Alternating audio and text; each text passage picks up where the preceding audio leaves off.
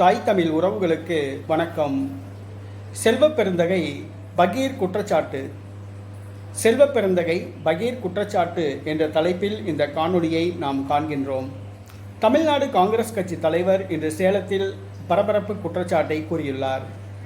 அதாவது, பாரதிய ஜனதா கட்சி ஆட்சியில்தான் கஞ்சா புழக்கம் அதிகமாக உள்ளதாக கூறியுள்ளார். பாரதிய ஜனதா கட்சி ஆட்சியில் போதைப் பொருள் சர்வசாதாரணமாக நடமாட ஆரம்பித்துள்ளதாக குற்றம் சாட்டுகிறார்.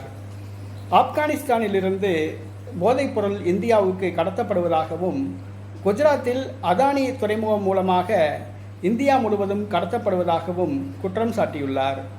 மேலும் கஞ்சா விற்பனையை பாரதிய ஜனதா கட்சிக்காரர்களே நேரடியாக விற்க துவங்கியுள்ளனர் என்று குற்றம் சாட்டியுள்ளார். ஆகவே தமிழகத்தில் போதைப்பொருள் நடமாட்டத்திற்கு காரணம் பாரதிய ஜனதா கட்சி தான். பாரதிய ஜனதா கட்சியை சார்ந்தவர்கள் தான் தமிழகத்தில் கஞ்சா விற்கிறார்கள் என்று செல்வப்பெருந்தகை குற்றம் சாட்டியுள்ளார்.